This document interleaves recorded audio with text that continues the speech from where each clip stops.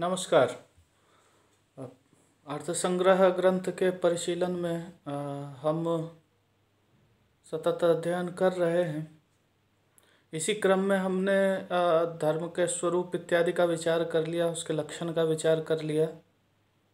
परीक्षा के विषय में हमने देखा कि जो वाक्य हैं वह किस प्रकार से भावना उत्पन्न कराते हैं। तो हमने भावना का स्वरूप सामान्य देखा और पिछली कक्षा में हमने शाब्दी भावना पुरुष के प्रवृत्ति के अनुकूल जो भावयिता का व्यापार विशेष है उसको उसका स्वरूप और उसके तीनों अंश इसकी चर्चा हमने की थी। इसमें हमने देखा था कि शाब्दी भावना जो है वह वाक्य से उत्पन्न होने के कारण शाब्दी कहलाती है, शब्द से उत्पन्न होने के कारण शाब्दी कहलाती है। भावयिता यहाँ शब्द है। और शाब्दी भावना क्यों उत्पन्न होती है, शाब्दी भावना क्यों उठती है, क्यों प्रवृत्त होती है। तो शाब्दी भावना का जो साध्य है हमने देखा किम भावयेत, शाब्दी भावनाया किम भावयेत। शाब्दी भावना किस चीज़ का भावन करती है।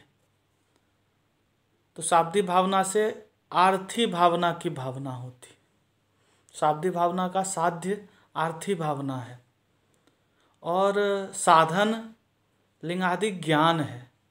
और इति कर्तव्यता कथम भावेत, तो प्राशस्त्य जो है वो अर्थवाद ज्ञाप्य जो प्राशस्त्य है कि याग आदि की जो प्रशस्ति कही गई है वह उसके माध्यम से, उस प्रकार से, उसकी इति कर्तव्यता से शाब्दी भावना द्वारा लिंगादि ज्ञान के माध्यम से आर्थी भावना भावित की जाती है, आर्थी भावना की उत्पत्ति की जाती है। तो अब इसी क्रम में आज हमारा जो विषय वस्तु है वह अपेक्षाकृत संक्षिप्त है। आज हम आर्थी भावना की चर्चा करेंगे। आज हम आर्थी भावना का अध्ययन ग्रंथ दिशा अर्थ संग्रह के आधार पर आर्थी भावना का अध्ययन आज हम करेंगे। आर्थी भावना जिस प्रकार शब्द से शाब्दी बना, अर्थ से आर्थी बना। शब्द से जो भावना उत्पन्न हुई वो शाब्दी भावना है और शाब्दी भावना ने आर्थी भावना का उत्पादन किया। तो शाब्दी भावना ने जिस चीज़ को भावित किया, शाब्दी भावना ने जिस प्रवृत्ति की उत्पत्ति की, पुरुष प्रवृत्ति अनुकूल भावयितु व्यापार विशेष शाब्दी भावना। तो प्रवृत्ति के अनुकूल व्यापार किया है शाब्दी भावना ने। तो क्या किया, क्या व्यापार किया, तो प्रवृत्ति उत्पन्न की। तो इसी प्रवृत्ति से आर्थी भावना उत्पन्न होती है। अनंतर भाविनी भावना आर्थी भावना है। तो कहा कैसी प्रवृत्ति, तो कहा अर्थ से जो भावना उत्पन्न होती है। अभी अर्थ क्या है, अर्थयते कामयते फलम इति अर्थः, अर्थयते इति अर्थः। अर्थयते का क्या मतलब है, कामयते, कामना, किस चीज़ की कामना, फल की कामना होती। हर व्यक्ति को फल की कामना होती है तभी वह किसी क्रिया में प्रवृत्त होता है। तो कहा इसी कामना से युक्त जो मनुष्य है उसका नाम होता है अर्थ।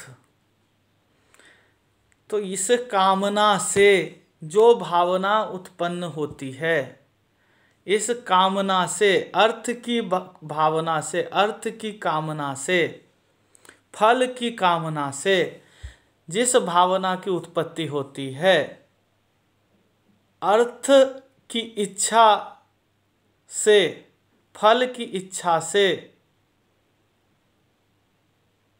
जिस भावना की उत्पत्ति होती है उसे हम कहते हैं आर्थी भावना। और आर्थी भावना करती क्या है, तो क्रिया विषयक व्यापार कराती है। क्योंकि फल चाहिए, हमें फल चाहिए तो क्रिया करनी पड़ेगी।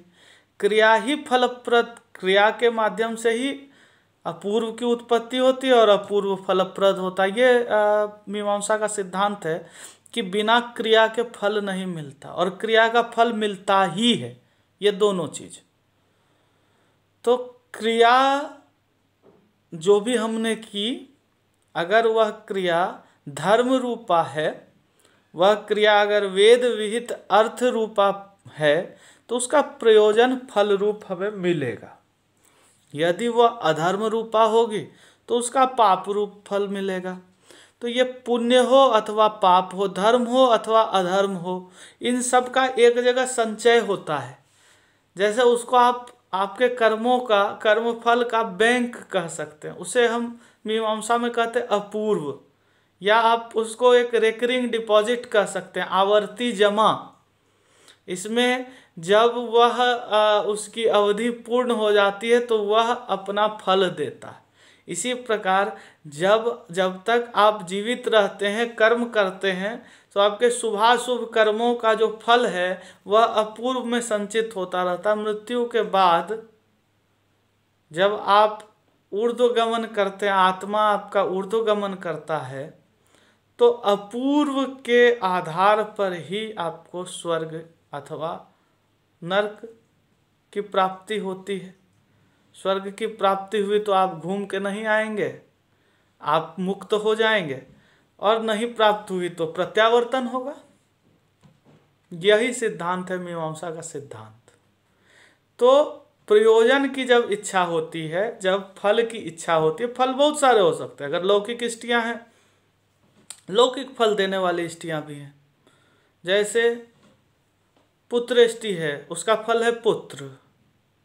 उद्भिद है, उद्भिद याग है, उसका या अन्य पशु इष्टियां हैं, उनका फल है पशु रूप।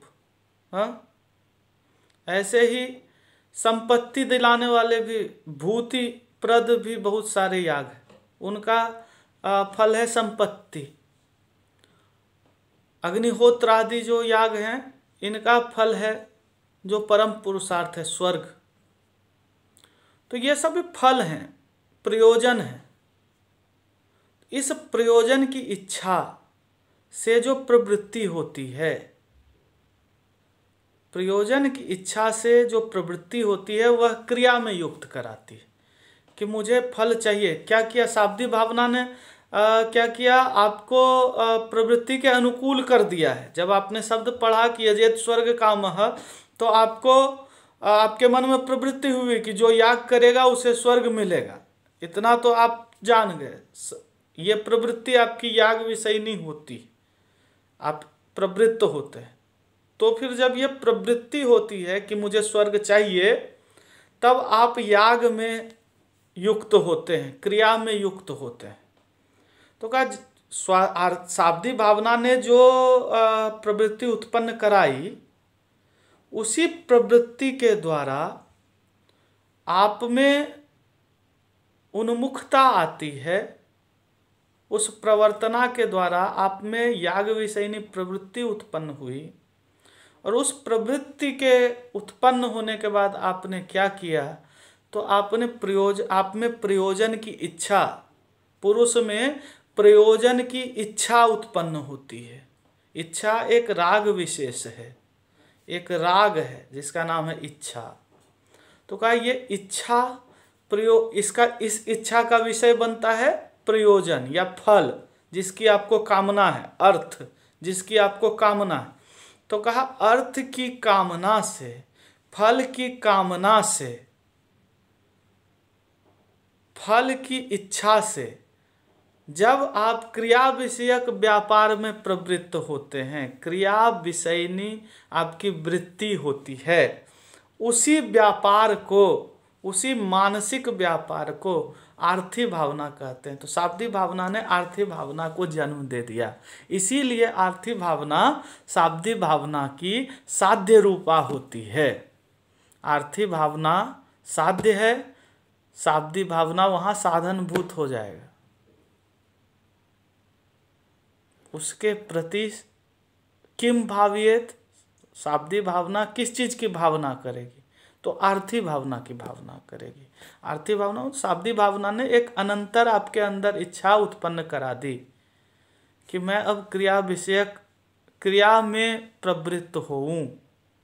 तो आप क्रिया विषयक जो आपने व्यापार किया है, अब आप जाएंगे और याग करेंगे, वह यही व्यापार जो है वह आर्थी भावना कहलाता है। यहाँ देखेंगे ग्रंथ में जो लक्षण है, प्रयोजन इच्छा जनित क्रिया विषय व्यापार आर्थी भावना। प्रयोजन की इच्छा से उत्पन्न, प्रयोजन जो स्वर्ग है, पशु है, पुत्र है इत्यादि प्रयोजन है। फल, फल की इच्छा से उत्पन्न, फल की इच्छा से उत्पन्न क्रिया विषयक जो व्यापार है। और फल की इच्छा जो है वह शाब्दिक भावना ने उत्पन्न करा दी है प्रवृत्ति रूप। तो फल की इच्छा से उत्पन्न, प्रयोजन की इच्छा से उत्पन्न क्रिया विषयक व्यापार। अब यहाँ से आप क्रिया, अब आपके व्यापार का विषय क्रिया हो जाएगा। व्यापार किससे संबंधित होगा? व्यापार किसके प्रति प्रवृत्त कराएगा? तो क्रिया के प्रति। तो आर्थी भावना ने क्रिया में युक्त कराया आपको, और क्रिया के माध्यम से फल मिलता है। शब्द क्रिया का बोध कराता है, आमनायस्य क्रियार्थत्वात्, इसी अर्थ में कि शब्द के माध्यम से पहले तो प्रवृत्ति के अनुकूल शाब्दिक भावना उत्पन्न होती है, फिर शाब्दिक भावना के माध्यम से जब प्रवृत्ति के अनुकूल भावना उत्पन्न हुई तो उसका काम है, शाब्दिक भावना का साध्य है आर्थी भावना।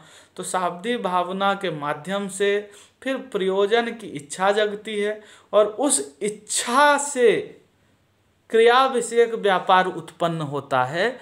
इसे ही हम आर्थी भावना कहते हैं। अर्थ से जो भावना संबंधित हो वो आर्थी भावना है। और अर्थ क्या है? अर्थयते कामयते, कामना है। तो कामना से जो भावना उत्पन्न हो वो आर्थी भावना है, फल की कामना से। अब कहा कि जिस प्रकार शाब्दिक भावना लिंग तो अंश से, प्रत्यय के लिंग तो अंश से कही जाती है, उसी प्रकार आर्थी भावना जो है वह प्रत्यय के आख्यात अंश से कही जाती है। साच आख्यातत्वांशेन उच्यते, आख्यातत्व से। तो कहा प्रत्यय का जो आख्यातत्व होता है, आख्यातत्व रूप जो अंश होता है, आख्यात वाला जो भाग होता है, आख्यातत्व वाला जो अंश होता है प्रत्यय का, उससे आर्थी भावना कही जाती है। क्यों, कैसे ये पता लगा? लिंग तो वाले से शाब्दिक भावना कही जाती क्योंकि लिंग श्रवण से प्रवृत्ति होती है, ये कहा गया। अब ये क्रिया विषयक व्यापार है, चूंकि इस व्यापार, उस व्यापार का विषय था प्रवृत्ति, इस व्यापार का विषय है क्रिया। तो क्या क्रिया का वाचक क्या होता है? आख्यात होता है। धातु का जो अर्थ होता है वो क्रिया का वाचक, वही क्रिया होती है। जैसे यज धातु का अर्थ है होम, तो आख्यात अंश का अर्थ ही होता है क्रिया रूप अंश। तो कहा इसी आख्यातत्व में प्रत्यय में वह अर्थ जो है वह संक्रांत हो जाता है। यज, चूंकि यजेत एक पद में कहा गया है, इसलिए यज धातु का अपना अर्थ आख्यातत्व वाले अंश में संक्रांत हो गया। तो कहा इस आख्यातत्व अंश से आर्थी भावना कही जाती है, क्रिया विषयक व्यापार रूपा भावना कही जाती है। क्यों? क्योंकि आख्यात्व सामान्यस्य व्यापारवाचित्वात्, आख्यात ही सामान्य रूप से व्यापार का कथन करता है। सामान्य अर्थ तो 10 लकारों में, आख्यात तो 10 लकारों में सामान्य है। प्रत्यय में यदि धातु के साथ प्रत्यय लगा है तो आख्यात अंश रहेगा ही। तो आख्यात अंश जब धातु के रहने से कहा जाता है तो धातु का अपना अर्थ होता है क्रिया। हर धातु क्रिया में प्रवृत्त कराती है।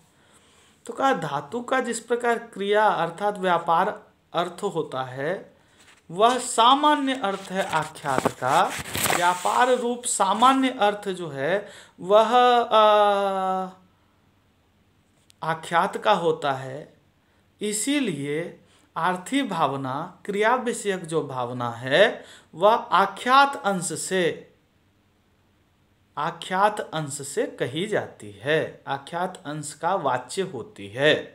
क्योंकि व्यापार जो होता है, व्यापार अर्थात क्रिया, यहाँ क्रिया विषयक व्यापार है, तो व्यापार का वाचक जो है वो आख्यात सामान्यन होता है। सामान्यन आख्यात, सामान्य रूप से आख्यात ही व्यापार का वाचक होता है, क्रिया का वाचक होता है। इसीलिए क्रिया विषयक जो व्यापार है वह आर्थी भावना से कहा जाता है,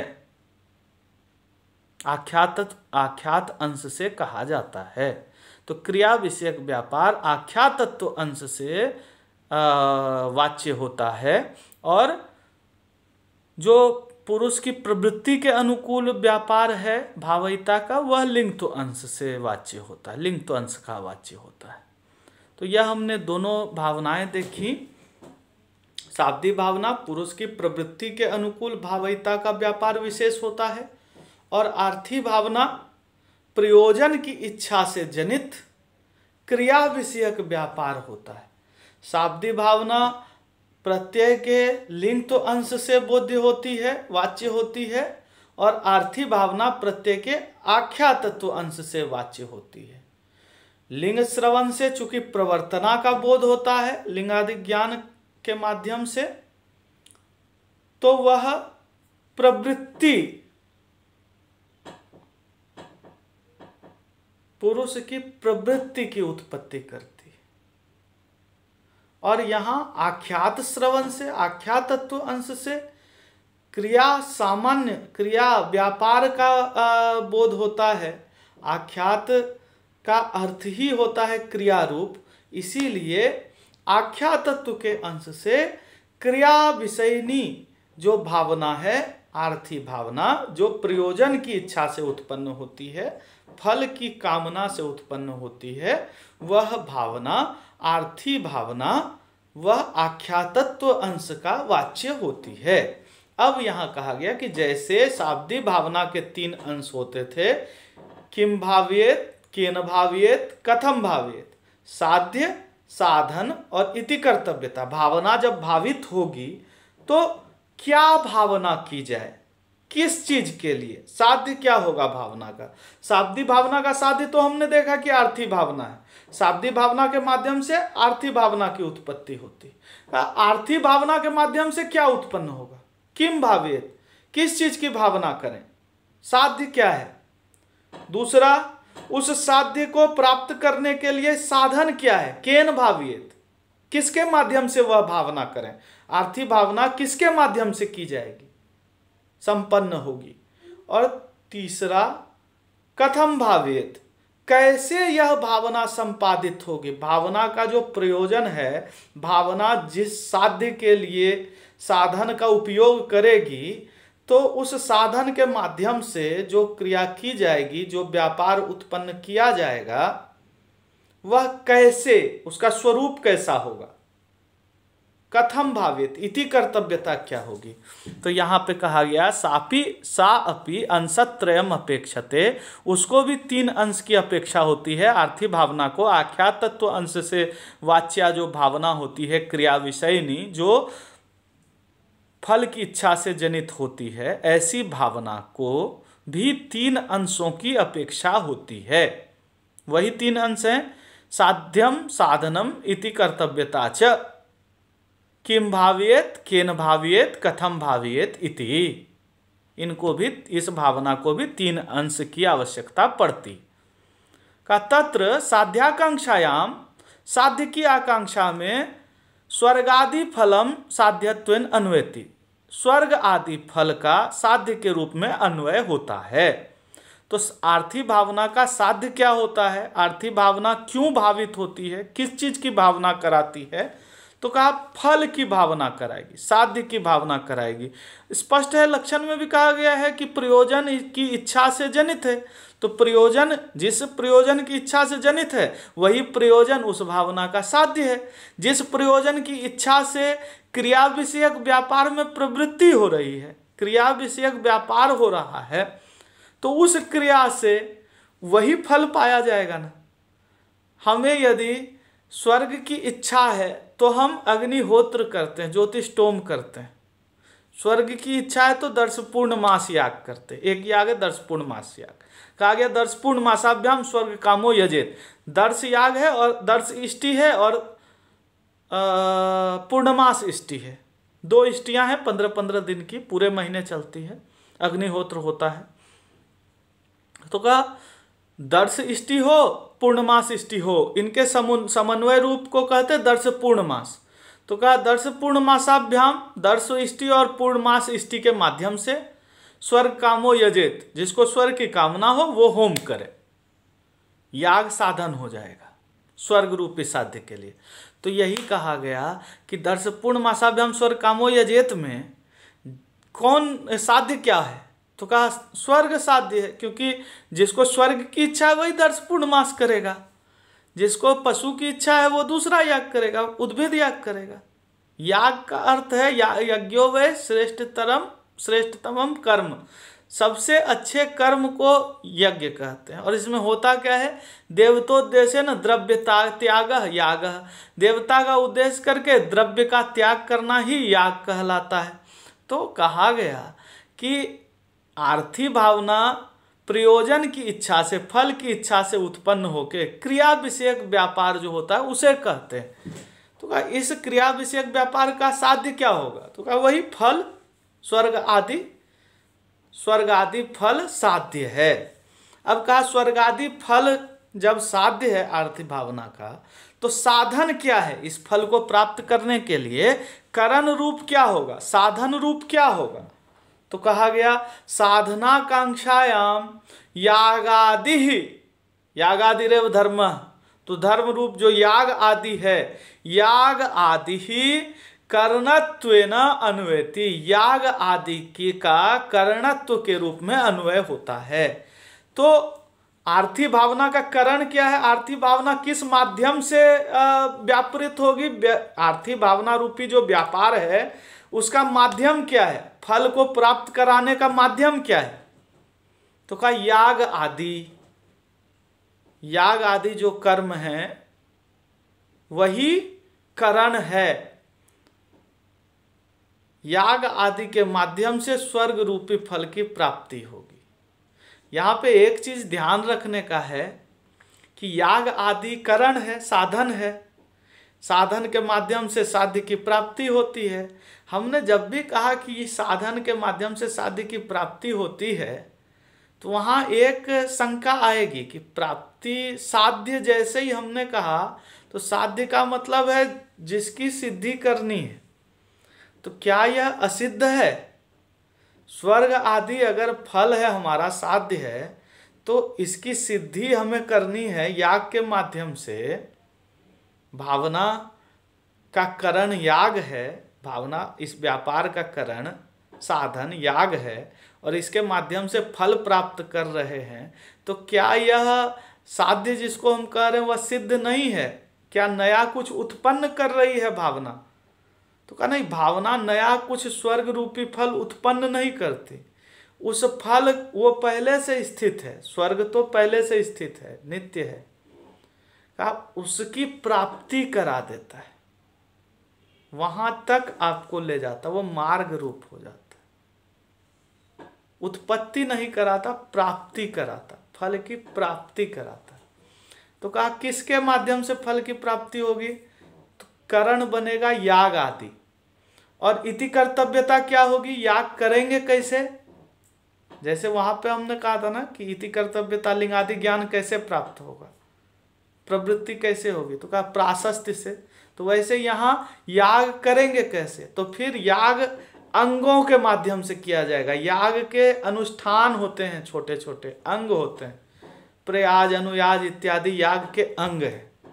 तो कहा इति कर्तव्यता आकांक्षायाम, कैसे करें, कथम भावियत इति आकांक्षायाम प्रयाज आदि अंग जातम इति कर्तव्यतात्वेन अन्वेति। प्रयाज आदि जो अंग होते हैं याग के, सहायक होते हैं, याग के अंदर बहुत सारी छोटी छोटी क्रियाएं होती हैं। जैसे दर्शपूर्ण मास यदि इष्टि है, उसके अंदर प्रयाज होते हैं, 5 प्रयाज वाक्य होते हैं, समिधो यजति, तनुनुपात समिधो यजति, तनुनुपातम यजति, ईडो यजति, बर्हिर यजति, स्वाहाकारम यजति। तो ये 5 प्रयाज है। कहा इनके माध्यम से ऐसे ऐसे ही अंग और भी हैं। इन छोटे छोटे अंगों के माध्यम से एक जो हम अनुष्ठान संपादित करते हैं उसका नाम होता है याग। तो याग अंगों के माध्यम से अनुष्ठित होता है, इसीलिए वो अंग जो है प्रयाज आदि याग के अंग वही इति कर्तव्यता भाग की पूर्ति करते हैं। इति कर्तव्यता कैसे भावित हो, तो कहा प्रयाज आदि के माध्यम से। कहा प्रयाज आदि के माध्यम से क्या होगा, तो कहा याग होगा। फिर याग के माध्यम से क्या होगा, तो याग के माध्यम से स्वर्ग रूपी फल की प्राप्ति होगी।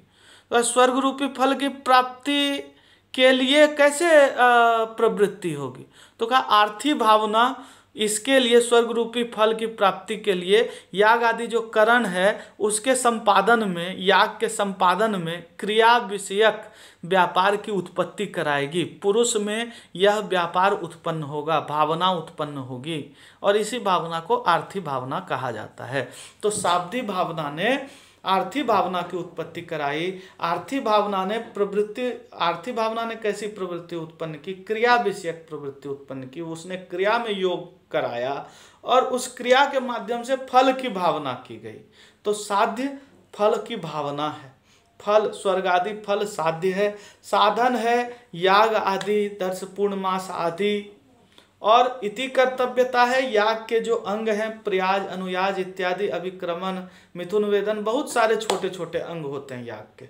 बहुत सारी क्रियाएं होती हैं एक याग में, तो उन क्रियाओं के माध्यम से याग का संपादन होता है और याग के माध्यम से अपूर्व की उत्पत्ति होती है और अपूर्व ही फलप्रद होता है। इसलिए एक कहा जाता है, एक आक्षेप होता है मीमांसकों के पर कि आपने कहा कि दर्श पूर्णमास करेंगे तो स्वर्ग होगा, दर्श पूर्णमासाभ्याम स्वर्ग कामो यजेत। इस वाक्य को हमने पढ़ा, शाब्दी भावना उत्पन्न हो गई, पढ़ के शाब्दी भावना के माध्यम से आर्थी भावना भी उत्पन्न हो गई। आर्थी भावना के माध्यम से हम क्रिया में प्रवृत्त हो गए। प्रयाज आदि के द्वारा हमने याग का संपादन भी कर लिया। अब हम याग कर चुके, जैसे ही हमने पूर्णाहुति डाली वैसे ही हमें स्वर्ग मिल जाना चाहिए था, क्योंकि कर्म करते हैं तभी फल मिलता है। देखा जाता है खाना खाते हैं तो तृप्ति मिल जाती है, बुभुक्षा की शांति हो जाती है। तो हमने स्वाहा अंतिम जब हमने पूर्णाहुति कर दी तो नियमतः स्वर्ग मिल जाना चाहिए था, क्योंकि कर्म से फल की प्राप्ति होती है। आप ही ने कहा फल तो मिल नहीं रहा, हम तो याग करके और फिर से बैठ गए आके, स्वर्ग तो मिला नहीं। तो इसके लिए मीमांसकों ने एक अपूर्व का सिद्धांत रखा है कि कर्म के सभी फल अपूर्व में संचित होते हैं। अच्छे कर्म का फल अच्छा, बुरे कर्म का बुरा। तो अपूर्व में अच्छे कर्म आपके संचित होते रहते हैं, बुरे कर्म अगर आपने किए तो वो अपूर्व का ह्रास होता है। तो वह जब संचित फल आपका इतना फलप्रद हो जाए, इतना परमापूर्व, अपूर्व में भी भेद हैं, बताएंगे आगे इसमें है। तो परमापूर्व की जब प्राप्ति होती है, परिपाक जब अपूर्व का होता है, तभी आपका देह त्याग भी होता है। देह त्याग के बाद, मृत्यु के बाद उस अपूर्व का हिसाब होता है और उसके आधार पर आपको फल की प्राप्ति होती है। इसीलिए यह नहीं कहना चाहिए कि कर्म काले च फलेन भवितव्यम, कर्म के ही काल में फल हो, ऐसा नियम नहीं है। हो सकता है इस जन्म में ना दिख रहा हो, जैसे कहा कि ठीक है, इस पर भी एक आक्षेप होता है कि ठीक है ये तो चलो अलौकिक फल वाले में बात हो गई कि मरेंगे तब तो स्वर्ग मिलेगा। पशु इष्टि है, पशु इष्टि तो पशु को इसी काल में होना चाहिए। पशु इष्टि किया है तो वो तो लौकिक फल है, तो हमने इष्टि संपादित की और हमको पशु प्राप्ति हो जानी चाहिए। कहा अनंतर काल में पशु की प्राप्ति अगर हो ही गई तो उसको हम थोड़ी मानेंगे कि मेरी इष्टि का ही फल है। वो तो हो सकता है हम पैसा दे के खरीदे हो, तो इसके लिए मीमांसक कहते हैं कि नहीं, वो पैसा भी तुमको उसी इष्टि के फल के माध्यम से फल के रूप में प्राप्त होगा, जिस पैसे के द्वारा तुम पशु खरीदोगे। इसीलिए ऐसा नियम नहीं है कि अभी कर्म किया तो अभी फल मिल जाएगा, कि मालिश वाला कर्म नहीं है यज्ञ, कि अभी हाथ पैर दबाया तो अभी राहत मिलने लग गई। तो कहा मर्दन कर्म के तरह यज्ञ कर्म नहीं होता, ये अनंतर इसका फल मिलता है जब आपका कर्म परिपाक हो गया हो, अपूर्व का परिपाक हो गया हो। विघ्न ज्यादा होंगे तो फल लेट से होगा, पिछले जन्म के अगर पाप कर्म पड़े रहेंगे तो फल में देरी होगी। प्रभुत अगर आपका अपूर्व संचित हो गया है तो फल तुरंत मिल जाएगा। तो ये अपूर्व का सिद्धांत है, इसके आधार पर फल की व्याख्या करते हैं। तो यहाँ हमने 3 चीजें देखी। धर्म जो हमारा प्रमुख जिज्ञास्य है, धर्म जो हमारा प्रमुख विषय है, धर्म की ही मीमांसा कर रहे हैं, धर्म का ही विचार कर रहे हैं, धर्म की ही जिज्ञासा कर रहे हैं। तो अब उस धर्म का नाम निर्देश किया, उद्देश्य किया, यागादिरेव धर्म, याग ही धर्म है।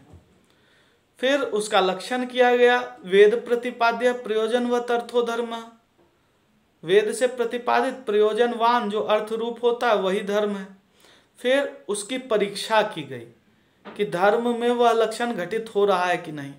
तो परीक्षा के माध्यम से ही यह कहा गया कि जो याग है वह स्वर्ग का विधान करके पुरुष के प्रति, स्वर्ग का उद्देश्य करके पुरुष के प्रति याग आदि का विधान करता है।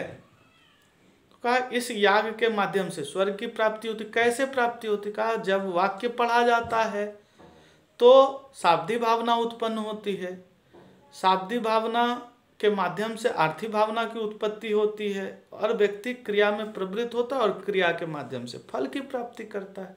तो इसलिए यह कहा गया कि वेद से प्रतिपादित प्रयोजनवान अर्थ रूप ही धर्म होता है। तो उद्देश्य, लक्षण और परीक्षा यहाँ तक कर दी गई। अब अगली कक्षा में हम वेद क्या है, वेद कितने भाग हैं, वेद के, वेद वाक्य है तो उस वाक्य के कितने प्रकार होते हैं, और उनका हम अलग अलग जो है वह निर्देश देखेंगे। उसका अलग अलग अध्ययन शास्त्र के हिसाब, शास्त्र के आधार पर करेंगे। तो कल हम वेद का लक्षण देखेंगे, वेद कहते किसको हैं और वेद के भाग कौन कौन से। तब तक के लिए धन्यवाद।